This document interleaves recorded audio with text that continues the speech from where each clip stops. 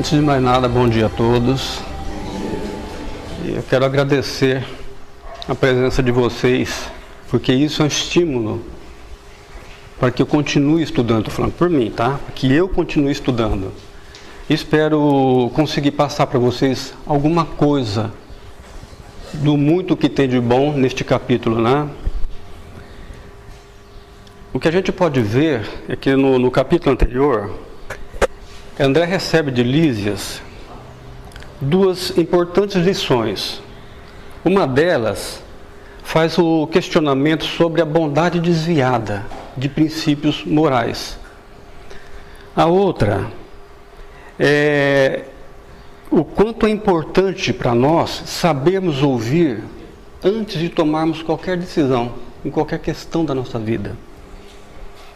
E por isso ele explica para André que o equipamento para comunicação não é permitido ser usado para comunicações com o mundo encarnado. Isso é um ponto que fica bem definido.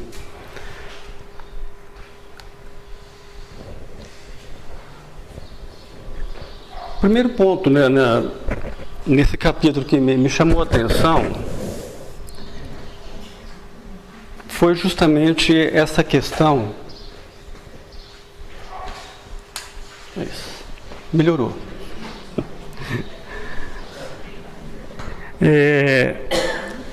Dessa suave melodia que invade o ambiente. E eu fiquei pensando assim, quando a gente liga o nosso aparelho de televisão, por que isso também não acontece? Nós sabemos que uma melodia suave, como o André cita aqui, ela tem esse poder, né, de harmonizar, de equilibrar, de nos elevar espiritualmente. E lá em nosso lar, na década de 30, isso era realidade, né? E o quanto o nosso mundo encarnado ainda está longe de ter um serviço, um trabalho dessa natureza, né? A televisão deveria servir para nós aqui como um veículo de agregação, né? de instrução, de esclarecimento, de auxílio, de amparo, né? Infelizmente não é assim que acontece. E eu pensava assim, quando alguma notícia muito séria, muito importante, vai ser veiculada pela primeira vez na televisão, que tipo de música essa televisão apresenta para nós? Para nos chamar a atenção. Uma coisa, né, bombástica, tipo, nossa, quando toca aquela música, você fala, nossa, já veio uma catástrofe, né? Aqui é diferente. A música, ela vem, prepara o ambiente para depois vir a notícia. Esse primeiro apelo me chamou a atenção também, o locutor é muito claro, diz, emissora do posto 2 de moradia. Posto 2 de moradia. Nos dá a ideia de que existem outros. E nos dá a ideia também de que cada posto tem o seu equipamento de transmissão. Ele convoca os moradores de moradia para o trabalho a benefício da paz na terra. Ele convoca os trabalhadores que pudessem oferecer algumas horas de trabalho nas zonas obscuras do umbral ligadas à mente humana, para cooperar em favor do equilíbrio moral no planeta. Vejam vocês, se isso não é para nós pensarmos seriamente. As zonas obscuras do umbral ligadas à nossa mente. Ou seja, nós oferecemos material para que essas legiões obscuras se utilizem desse nosso material para quê? Para provocar toda essa desarmonia no ambiente terrestre, no seio da humanidade. E por fim, a colaboração para quê? Para o equilíbrio moral do planeta. Então, eu fiquei pensando, qual a importância para nós que já conhecemos essa mensagem dentro do contexto da humanidade hoje. Que nós precisamos, acima de tudo, policiar muito bem os nossos pensamentos. Velar e zelar pela qualidade do que pensamos. O locutor ainda nos diz que essas mesmas forças obscuras espalharam a guerra na Ásia e agora cercavam as regiões europeias, as nações europeias. A história nos conta que nessa época Japão e China estavam em guerra já. Itália e Etiópia também estavam em conflito. Ou seja, o que essas legiões estavam fazendo era justamente isso que acabou acontecendo. Então Lísias, ele vem explicar para André. Deixa eu ver se já está na... Não está para a gente, eu não estou habituado com essa tecnologia, tá? As falhas, por gentileza. Não, tá aqui atrás ainda. Então, gente, olha. Ulisses explica para André Luiz que eles estavam em agosto de 1939 e que as nações do planeta estavam na iminência de uma tremenda batalha. O planeta vivia então praticamente o início dos horrores da Segunda Guerra Mundial. E André Luiz, é claro, ele fica perplexo com a notícia, né? Elisa diz para ele que ele, como passou um período, né, longo, depois do desenlace dele, e sem ter contato com as notícias da Terra, ele não pôde acompanhar esse desenrolar dos acontecimentos. E André pergunta, mas caramba, não foi suficiente o sangue da Primeira Guerra? E 20 e poucos anos depois, 21 anos depois, o mundo está aí de novo na iminência de uma grande guerra?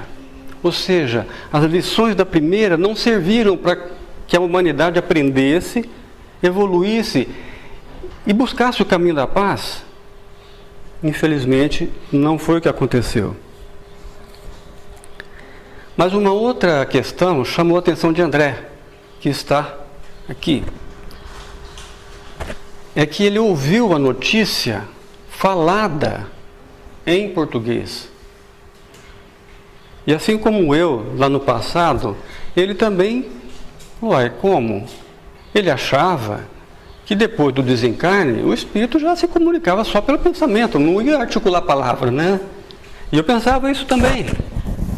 Ai, caramba, ele ficou, mas será que aqui, no nosso lar, ainda existe essa barreira tão grande, né, para a comunicação, que o idioma, ele é uma barreira, né, para a nossa comunicação com outros povos, né? E ele achava que lá em nosso lar, por ser todo mundo desenlaçado da matéria, não houvesse essas barreiras.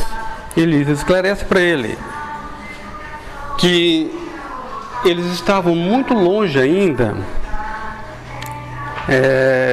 dos planos da mente pura, né? E que assim como na Terra, aqueles que se afinizam perfeitamente, eles podem se comunicar via pensamento, sem as barreiras do idioma. Mas que de modo geral, não podiam abrir mão da forma. Explica Lísias para ele que no nosso campo de atuação, no campo espiritual de atuação, é imenso.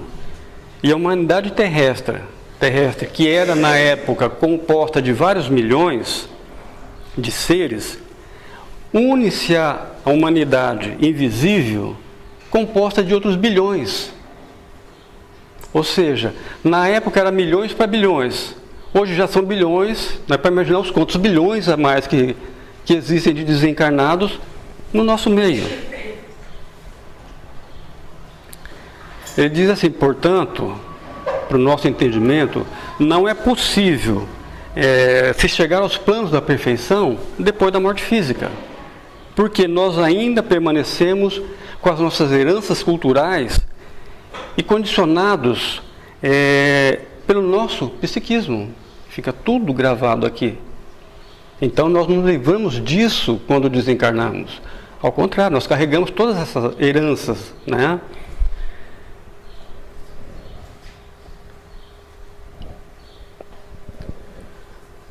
Novamente,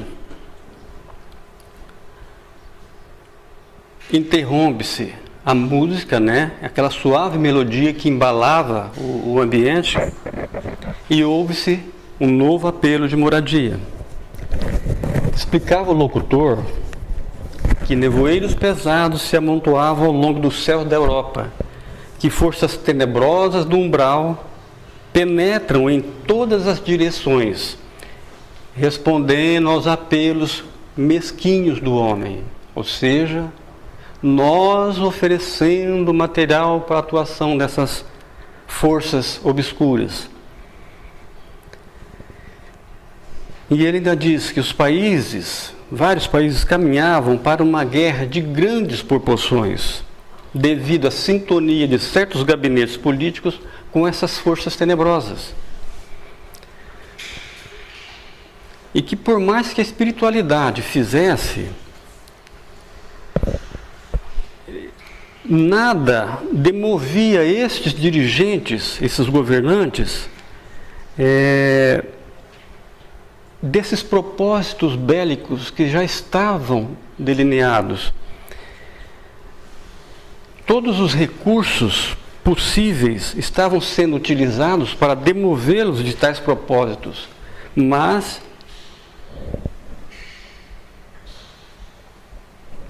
não passou. Então vamos lá. Agora sim. Eu não falei? Essa é a primeira desculpa, tá? Então vamos lá, gente. Então, por mais que a espiritualidade fizesse, nada demovia esses dirigentes destes propósitos bélicos, que já estavam devidamente delineados dentro dos seus gabinetes, né? Que todos os recursos possíveis estavam sendo utilizados para demovê-los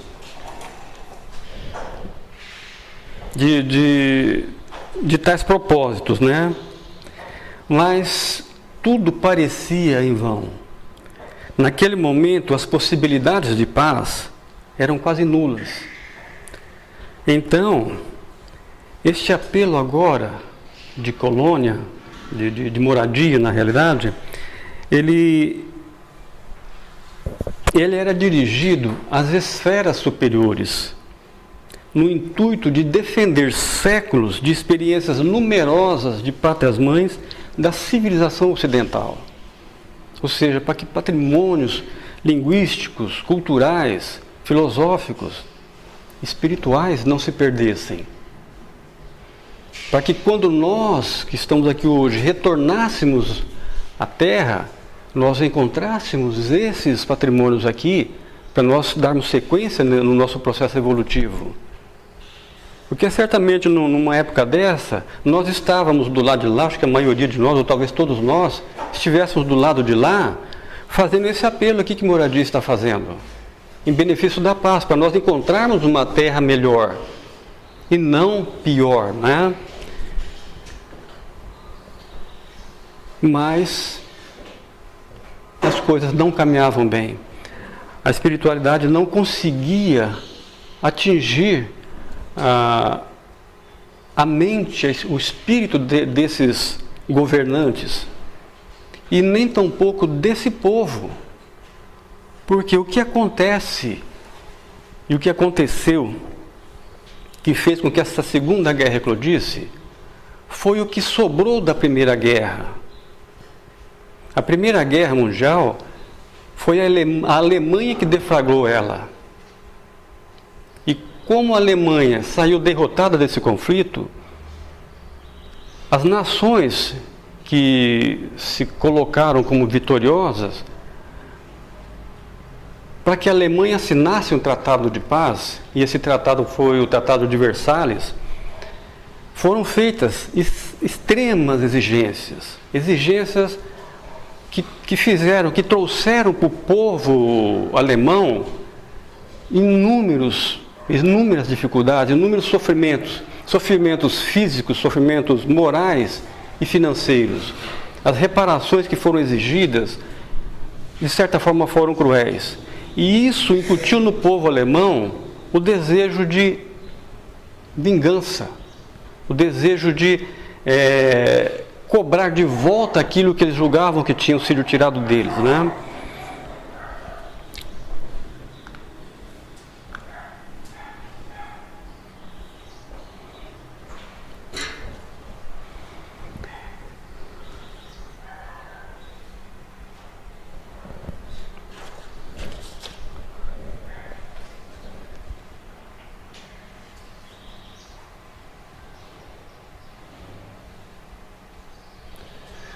Aqui a gente encontra o terceiro pedido de socorro, o terceiro apelo de moradia, a benefício dessa paz, né? Esse apelo, ele é feito às fraternidades da luz que presidem os destinos da América, para salvar milenários patrimônios da evolução terrestre e ir em socorro das coletividades indefesas e também amparar os corações maternais sufocados de angústia. Que dá para imaginar os corações maternais diante de uma situação dessa? Nós, felizmente aqui, não passamos por uma situação dessa, né? Mas imaginemos os corações. Se uma mãe se aflige com um filho fora de casa que saiu para estudar, ou para trabalhar, ou para um lazer, para um passeio, ela fica de coração apertado dentro de casa e não se tranquiliza enquanto não vê o filho dentro de casa novamente. Imaginemos uma situação de guerra como essa. Que situação que ficam as mães, né? O outro ponto que me chama a atenção aqui é que esse apelo feito à fraternidade da luz não só para a defesa dos patrimônios, né, milenares da evolução terrestre, mas também para amparar os destinos da América. Porque a América é o continente mais jovem do planeta Terra, se nós analisarmos pelo aspecto da colonização, né? E esses patrimônios, quem trouxe para cá e passou para nós, para o povo americano, foram essas nações que estão em guerra aqui. A gente vê a cultura deles aqui no nosso país. Nós somos essencialmente vamos dizer assim, a cultura que nós temos hoje, ela é oriunda dessas nações que vieram colonizar o nosso país e colonizaram toda a América.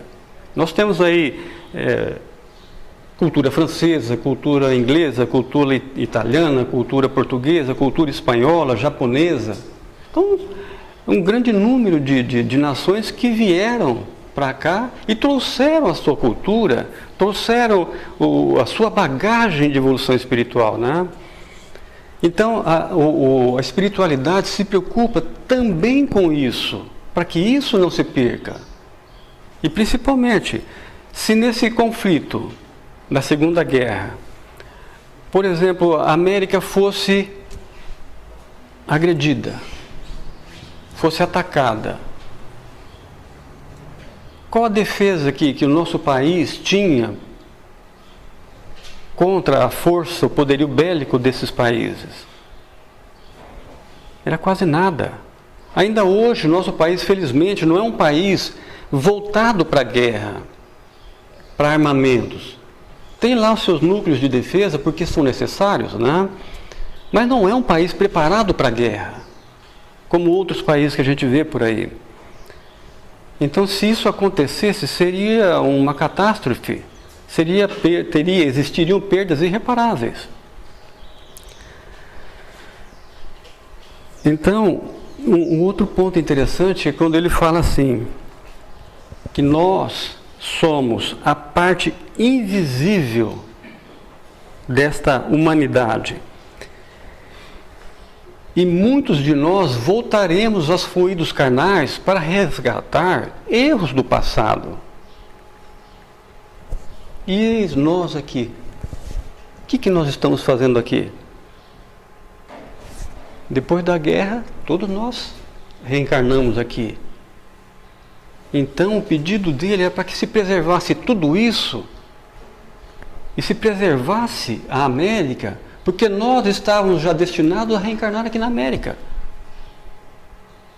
Então, vejam vocês que a espiritualidade, ela está muitos passos à nossa frente, já preocupada com o que vem depois.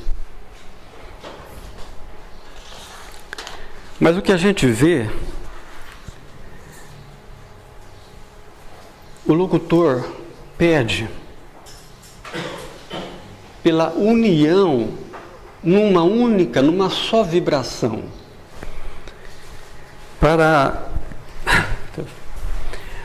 uma só vibração contra o assédio das trevas, e no sentido de que acendamos a luz contra a guerra do mal e movimentar as resistências do bem.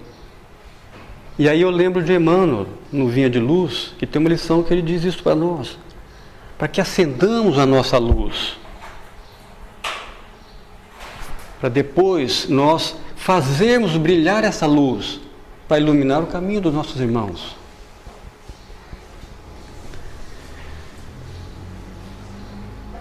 E assim nós podemos, como diz o locutor, movimentar essa resistência do bem, porque onde nós fizermos luz, o mal não vai chegar. Então, mais uma vez, eu volto lá naquele ponto lá atrás. É imprescindível nós aprendermos a policiar os nossos pensamentos, para não deixarmos que nós mesmos ofereçamos a essas legiões trevosas o material que eles precisam para espalhar a desarmonia no nosso planeta, na nossa humanidade, para que a paz seja preservada aqui, para que nós possamos efetivamente construir a terra redimida do futuro, que é aquela que pode nos abrigar no futuro, para que nós deixarmos para os nossos filhos, para os nossos netos, uma terra melhor. E possamos, assim, debelar as possibilidades de guerra. Porque nós vemos hoje, minha gente, muitos conflitos espalhados pelo mundo. Conflitos religiosos, conflitos por interesses mesquinhos, como se fala aqui, né?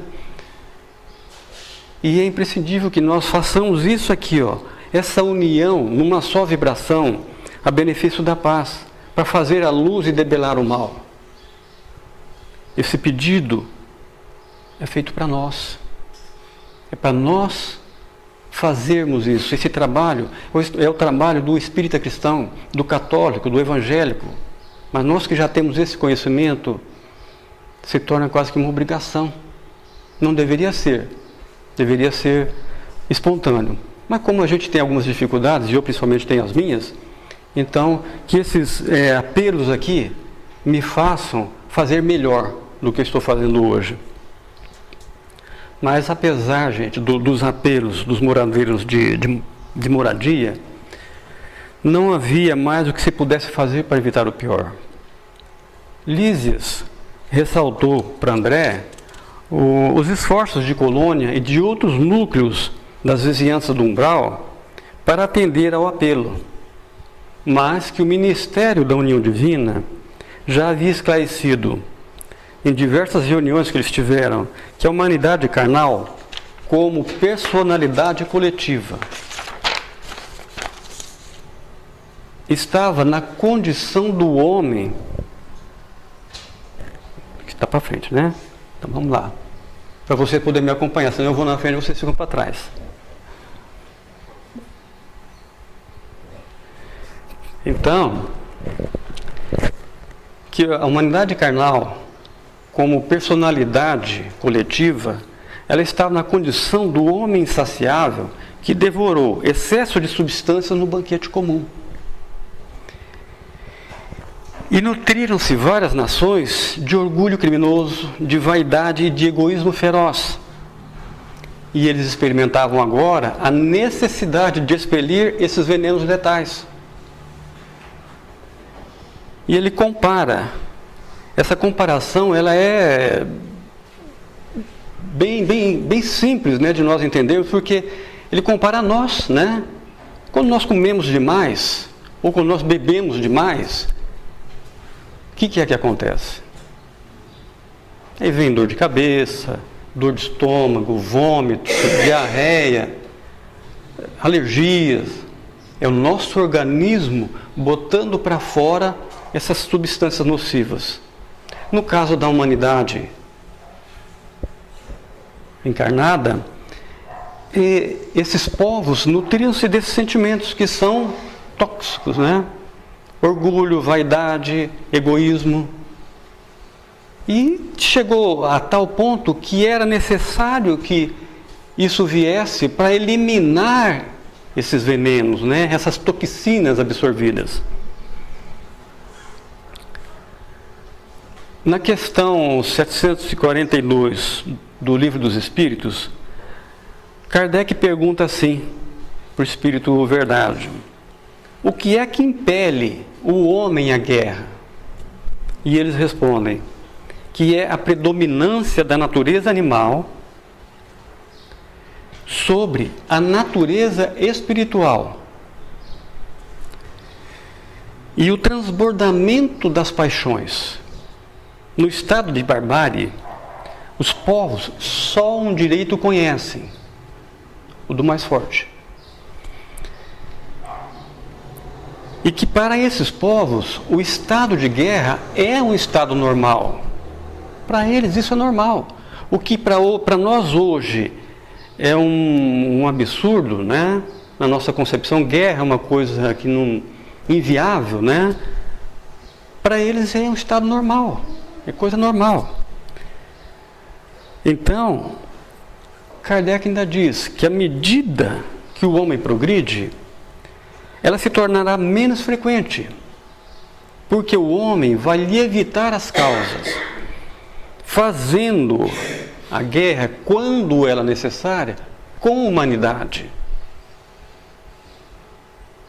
Porque nesses outros episódios de guerra, muitas vidas foram dizimadas. E essa questão quando a guerra se faz necessária para o homem mais evoluído, e ele tem que ir para a guerra, ele vai respeitar a vida da pessoa civil. Como a gente ouve tanto falar nas guerras que a gente tem visto ultimamente, que mata-se milhares de pessoas civis, não são soldados contra soldados, tanque contra tanque, avião contra avião, não.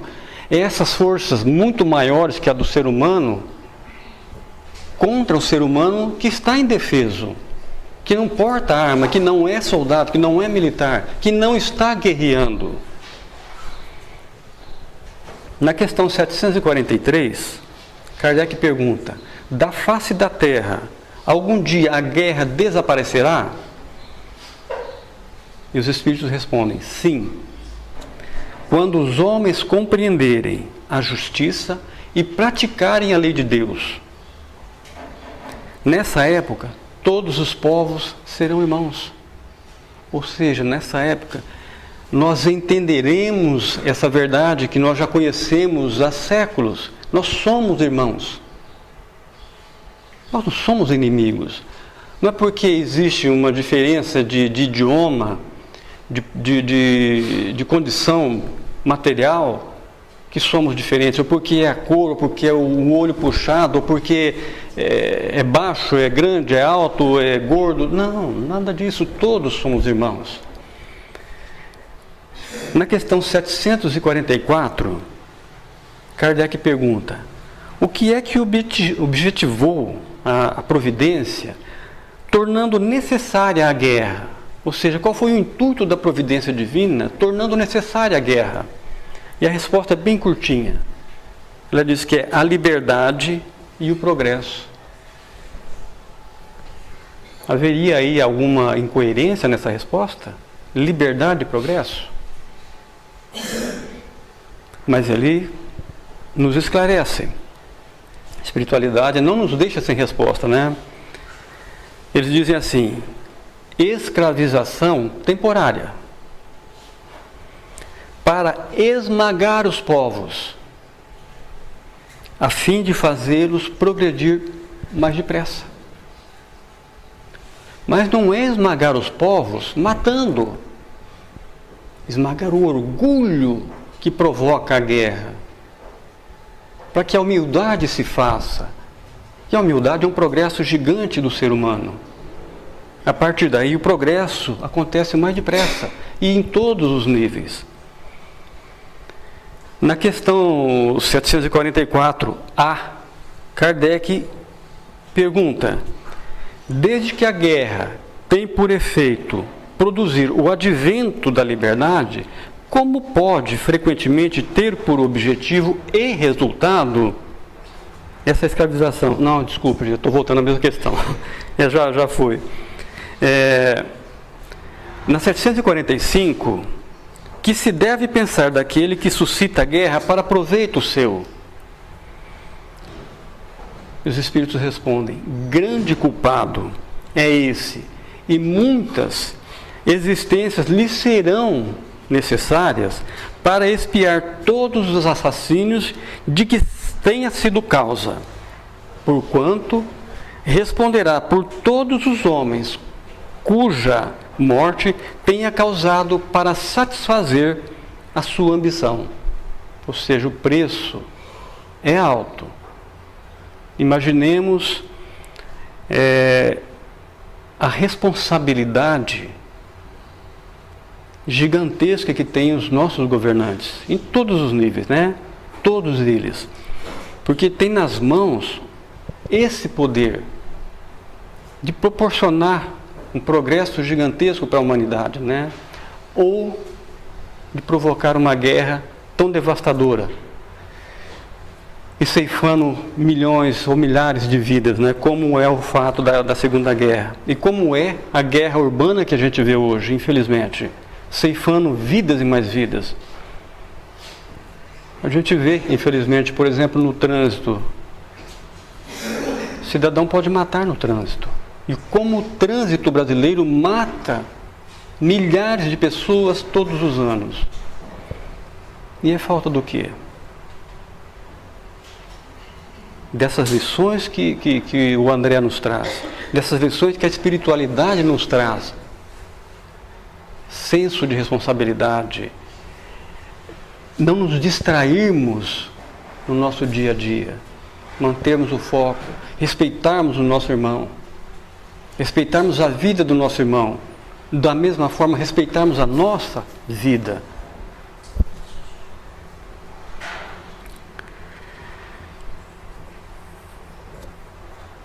Então, minha gente, para encerrar, deixa eu passar um pouquinho. Que conclusões nós podemos tirar desse estudo, de tudo que nós falamos? Que tanto o rádio como as transmissões de televisão já eram amplamente dominadas nas décadas de 30 pela espiritualidade. E como nós sabemos, toda a evolução daqui vem de lá, né? E que as comunicações por meio do pensamento, só nas regiões de mente pura, dos espíritos desmaterializados, né? Dos espíritos elevados. E que era necessário, e que é necessário, essa barreira da língua, para não se atrapalhar o processo de evolução que as leis de Deus determinam, né? E é claro que nada vai obstar esse progresso, esse caminho evolutivo. Podemos concluir também que as organizações espirituais, elas estão sempre acompanhando a nossa trajetória aqui no plano encarnado. E estão aí sempre prontas para nos amparar, para nos auxiliar e para despertar os nossos sentimentos para o bem.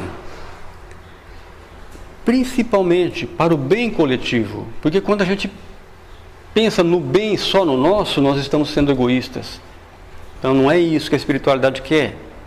A espiritualidade quer que nós debelemos esse sentimento e pensemos no bem coletivo. Porque quando o coletivo está bem, todos nós vamos estar bem. Nós fazemos parte desse coletivo. Pede também para que nós acendemos a nossa luz. E assim auxiliemos a espiritualidade a preservar as conquistas da humanidade. Também concluímos que todas as guerras têm por origem a busca pelo poder. E esse poder transitório que passa de mãos em mãos, né? Que nós não levamos, né? E esse poder baseado em orgulho, em vaidade, em egoísmo, que são a grande chaga da nossa humanidade. Podemos entender também que a espiritualidade superior deixou que as coisas acontecessem na Terra, que seguissem o seu rumo traçado, para que a humanidade aprendesse a fazer um melhor uso do seu livre-arbítrio, porque até então foi feito o uso desse livre-arbítrio de uma forma ruim, né? Foi uma lição amarga, essa guerra, como todas são, mas muito necessária para a evolução moral da humanidade. E de tudo isso me ocorreu também uma pergunta. A espiritualidade, ela poderia ter evitado a guerra? Eu acredito que sim, que poderia. Mas se ela tivesse encontrado na humanidade terrestre o mínimo de disposição para isso, se a humanidade da época tivesse oferecido um pouquinho de luz, a luz da prece, a luz do bom pensamento, da boa ação, aí sim, eu acredito que a espiritualidade superior teria impedido a guerra.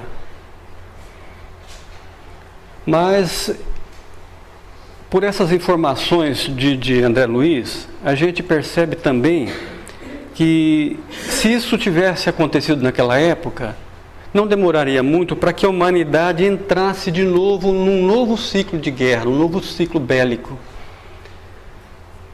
Ou seja, quando a doença está lá incubada, é melhor a gente deixar que ela se manifeste para poder ser logo tratada.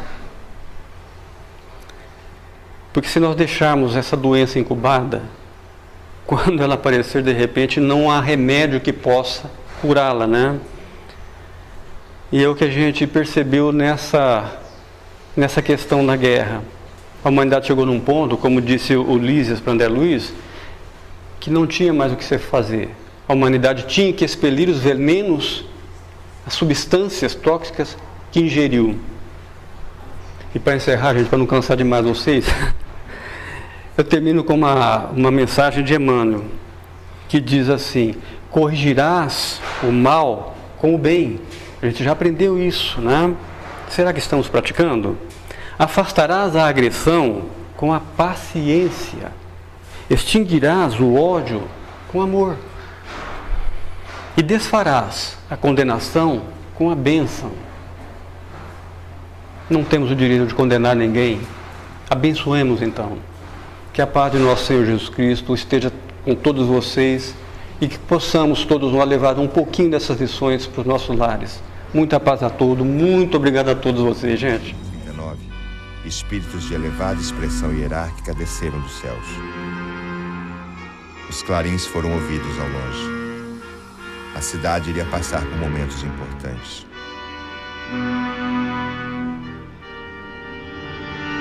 Amados irmãos, cidadãos de nosso lar, ministros, como vocês sabem, o nosso trabalho de ajuda aos que vieram do planeta tem exigido disciplina, abnegação e muito devotamento.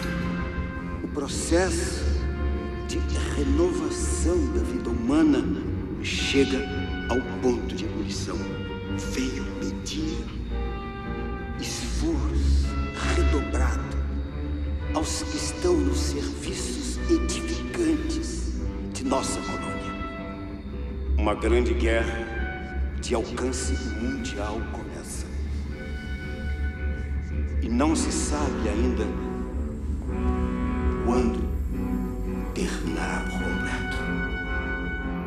Milhões e milhões de almas voltarão em breve ao mundo espiritual. Que Deus tenha misericórdia de nós.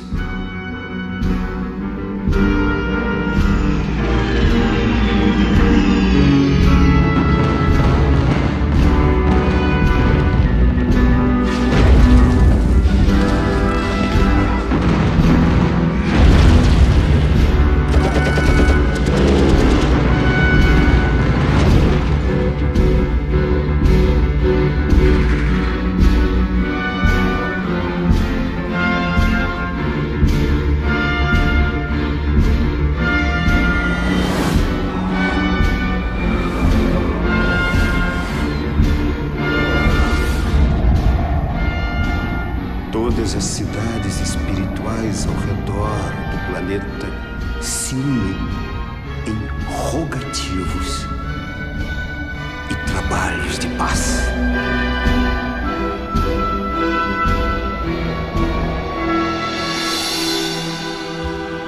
Mesmo que eu ande pelo vale da sombra e da morte, eu nada temerei, porque o Senhor está